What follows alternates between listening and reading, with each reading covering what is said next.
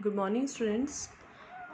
आज हम अगेन जो फर्स्ट चैप्टर है केमिस्ट्री का उसी के रिमेनिंग जो टॉपिक्स हैं उन्हें कवर करेंगे। जहाँ पर फर्स्ट है हमारा आज properties of matter. There are two type of properties, physical property and chemical property. Physical properties are those properties which can be observed or measured by without changing the identity or composition of the substance। मतलब कि जिसको measure करने के लिए जो भी substance है उसकी कंपोजिशन या आइडेंटिटी में कोई भी चेंज रिक्वायर नहीं होता। Examples are melting point, boiling point, colour, smell etcetera. Second property है chemical property. Chemical properties are those properties which can be measured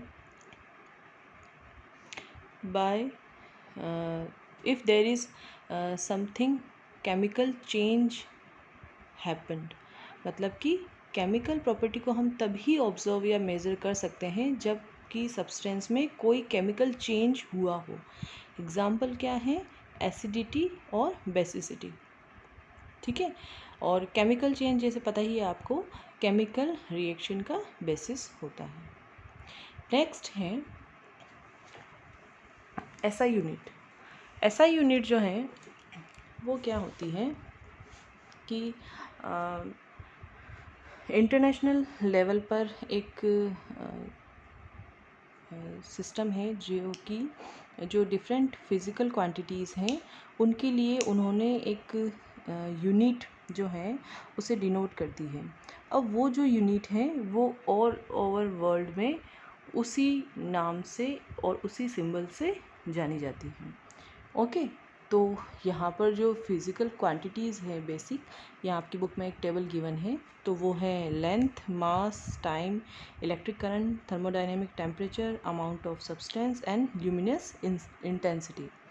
तो इनके लिए जो सिंबल्स हैं वो यहाँ पर गिवन है और इनकी एसआई यूनिट क्या हो जाएगी? लेंथ को मेज़र किया जाता है मीटर में, सिंबल है इसका स्मॉल m। मास को मेज़र किया जाता है किलोग्राम में, इसका एसआई यूनिट का सिंबल हो जाएगा kg। ठीक है। इलेक्ट्रिक करंट जो है उसे मेज़र किया जाता है सेकंड में और उसकी एसआई यूनिट का सिंबल हो जाएगा s। इलेक्ट्रिक करंट जो है उसके लिए हो जाएगा एम्पियर और उस एसआई यूनिट का सिंबल क्या हो जाएगा? Capital A। नेक्स्ट है थर्मोडायनेमिक टेम्परेचर, उसकी एसआई यूनिट है केल्विन जिसका सिंबल है कैपिटल K। और अमाउंट ऑफ सब्सटेंस जो है वहाँ पर एसआई यूनिट है मोल और सिंबल हो जाएगा मोल। और ल्यूमिनस इंटेंसिटी जो है उसकी एसआई यूनिट है कैंडेला और उसको शो किया जाता है CB से। आपको अपनी नोटबुक में ये वाली टेबल बनानी है और इसी के साथ नेक्स्ट पेज पे आपको ये जो टेबल गिवन है, टेबल नंबर 1.3, ये भी आपको नोट डाउन करनी है और दोनों लर्न होनी चाहिए क्योंकि आपके जो न्यूमेरिकल्स होते हैं उसमें ये चीज़ें काम आएगी। ओके, अब हम नेक्स्ट टॉपिक कंसल्ट करते हैं जो कि है मास एंड वेट। मास की जो एसआई यूनिट है हमने अभी डिस्कस की थी वो है किलोग्राम, जो कि उसके लिए सिंबल है kg। अब मास और वेट, बहुत से लोग इसमें कंफ्यूज रहते हैं कहीं, जहाँ मतलब उनको लगता है कि मास और वेट का एक ही मीनिंग है जबकि इन दोनों में डिफरेंस है। मास क्या है? It is the amount of matter present in any substance. किसी भी सब्सटेंस में कितना अमाउंट ऑफ मैटर प्रेजेंट है वो क्या कहलाता है? मास। जैसे 4 kg, 5 kg। ठीक है। वेट जो है वो क्या है? It is a force exerted by gravity on an object. किसी भी ऑब्जेक्ट पर ग्रेविटी द्वारा एक्सर्ट किया जाने वाला फोर्स क्या कहलाता है? वेट। ठीक है। अब इनमें डिफरेंस क्या है? डिफरेंस क्या है कि यहाँ पर जो है वेट जो है इस पर ग्रेविटी का इफ़ेक्ट है जबकि मास पर ग्रेविटी का कोई इफ़ेक्ट नहीं है। अब हम फॉर एग्ज़ाम्पल किसी कोई दो जगह हम लें जहाँ पर ग्रेविटी में डिफरेंस है, तो सेम ऑब्जेक्ट के वेट में डिफरेंस आ जाएगा। ग्रेविटी जितनी ज़्यादा होगी उतना ही ज़्यादा फोर्स एक्सर्ट करेगा और उतना ही वेट हमें वहाँ पर देखने को मिलेगा, जबकि ग्रेविटी की वैल्यू अगर कम होगी तो फोर्स उतना ही कम एक्सर्ट होगा और वेट उतना ही कम होगा। इसीलिए अगर हम यहाँ अर्थ और मून की ग्रेविटी का कंपैरिजन करें तो मून में ग्रेविटी जो है वहाँ ग्रेविटी की वैल्यू कम है और इस वजह से वहाँ पर वेट भी कम फील होगा। मास की बात करें तो उस पर ग्रेविटी का कोई इफ़ेक्ट नहीं है, इस वजह से वो ग्रेविटी से अफेक्टेड नहीं होती। नेक्स्ट जो क्वांटिटी है वो है वॉल्यूम। वॉल्यूम की ऐसा यूनिट है मीटर क्यूब, लेकिन कॉमन यूनिट इसकी शो की जाती है litre. 1 litre is equal to 1000 millilitre. Next है डेंसिटी।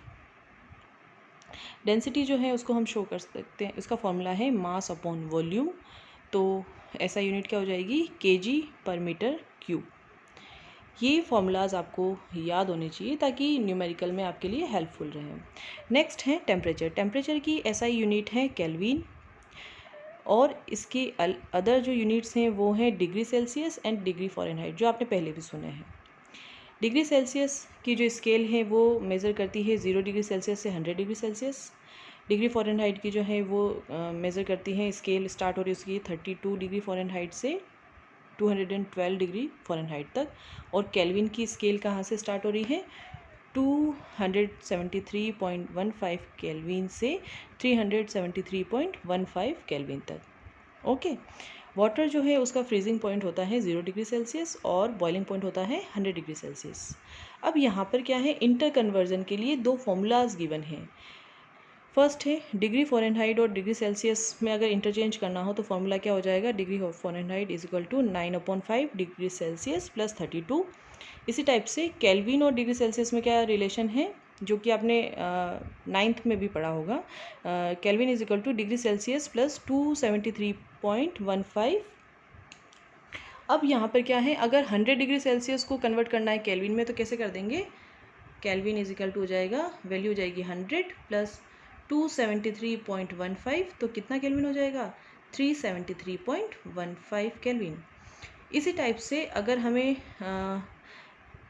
100 डिग्री सेल्सियस को फ़ारेनहाइट में कन्वर्ट करना है तो कैसे कर सकते हैं, degree Fahrenheit is equal to 9/5 into 100 plus 32। Okay, तो क्या हो जाएगा 20, that is 29 into 20 plus 32। Next step में क्या हो जाएगा, ओके, तो आंसर क्या हो जाएगा, डिग्री फ़ारेनहाइट। तो इस टाइप से आपको कोई भी अगर वैल्यू गिवन हो डिग्री सेल्सियस को डिग्री सेल्सियस को जो है फ़ारेनहाइट या केल्विन में कन्वर्ट करना हो तो आप इन दोनों फार्मूलाज़ को यूज़ करके कर सकते हैं। आज के लिए इतना ही, बाकी टॉपिक्स हम नेक्स्ट सेशन में कंप्लीट करेंगे। Thank you so much.